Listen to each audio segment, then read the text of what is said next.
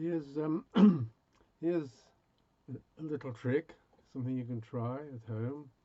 You have a pair of corks which you hold like that, and what you want to do is hold this cork with the thumb and forefinger of this hand, and the other cork with the thumb and forefinger of that hand, and then pull them apart like that, except except you can't. So we'll try again. Let's see if we can do it this way. There you go. That's how you do it. Right. I've written a poem as usual, and this is a poem about the Cinque Ports, or at least it's about one of them, and it's also about drinking, which, as I often say, I do not mean to endorse, although I know a lot of people like it. So, the Cinque Ports are a group of locations on the southeast coast of England that had great significance historically, though their status now, insofar as they are the Cinque Ports, is only ceremonial.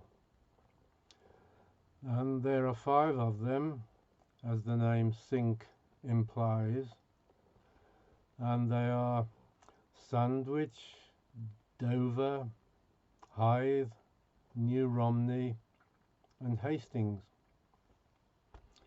And there has traditionally been someone in charge of them who is the Lord Warden of the Cinque Ports, which is an office under the Crown, instituted in the 13th century by King Edward I, a long time ago.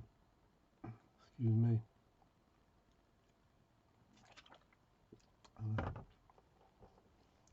And there have been some well-known people who have held the office of Lord Warden of the Cinque Ports. There was the first Duke of Wellington, Sir Winston Churchill, Her Majesty Queen Elizabeth, the Queen Mother, to name but a few. And there's a house that goes with the job, which is Walmer Castle. But I don't suppose all of the Lords Warden needed to take up residence there.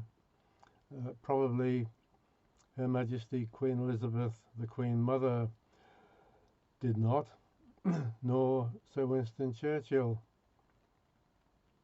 nor the Duke of Wellington, I reckon, who had Stratfield Say in Hampshire, and also Apsley House at Hyde Park Corner, the grand Georgian edifice, which is known as Number 1 London, though its real address is 149 Piccadilly, Hyde Park Corner.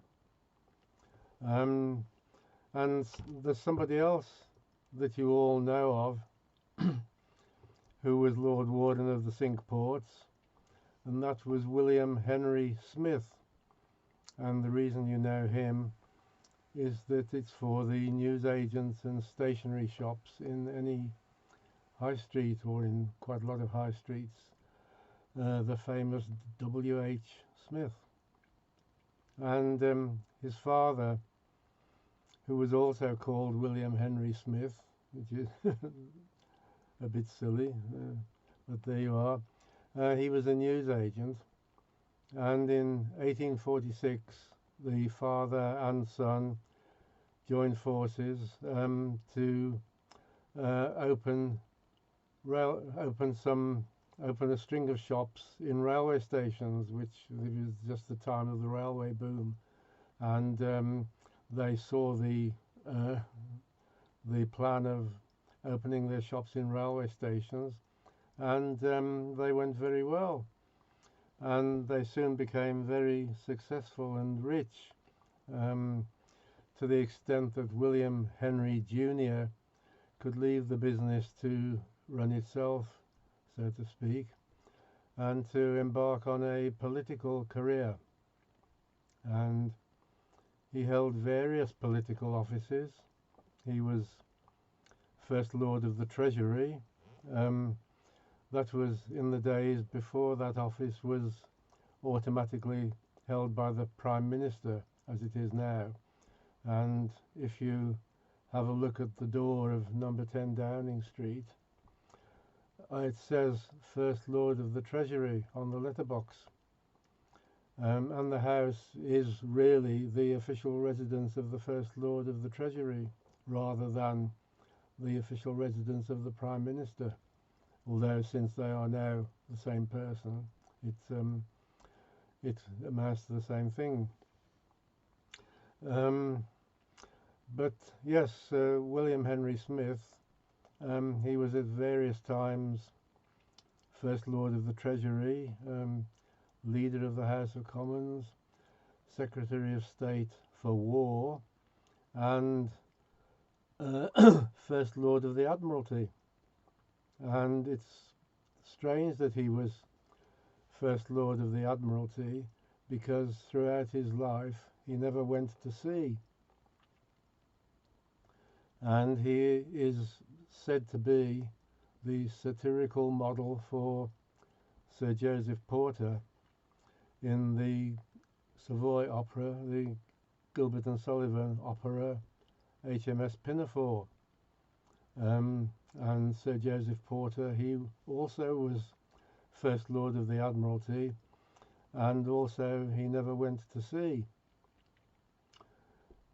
So they were being satirical about him, about William Henry Smith, in the form of Sir Joseph Porter. Naughty Gilbert, that was. And you know Sir Joseph Porter's song, which goes, I won't sing it, I'll say it. I can't sing. When I was a lad, I served a term as office boy to an attorney's firm. I cleaned the windows and I swept the floor, and I polished up the handle on the big front door. I polished up that handle so carefully that now I am the ruler of the Queen's Navy. And in a verse later on, Sir Joseph acknowledges his lack of maritime experience, in which it goes like this.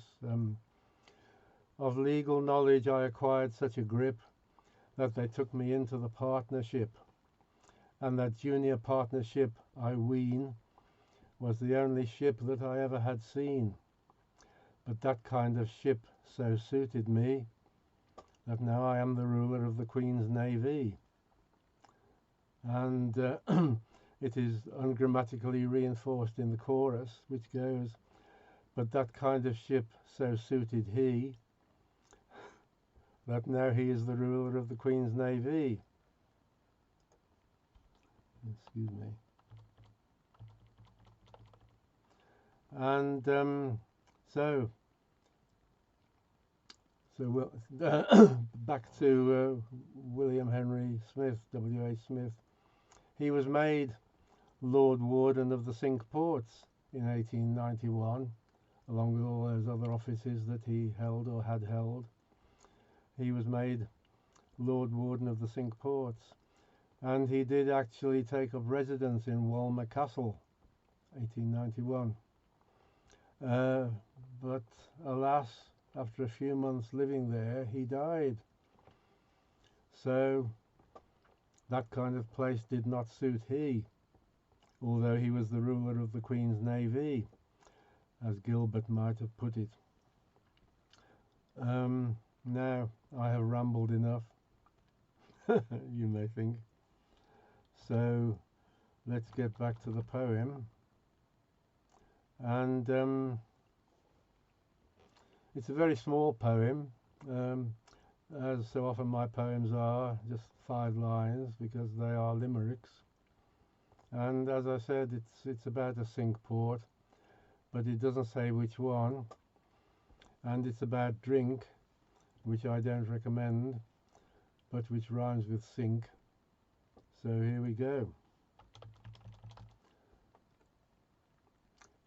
Now at one of the ports that are Cinque lived a fellow who drank so much drink that his nose, it is said, while not being quite red, was a very pronounced shade of pink.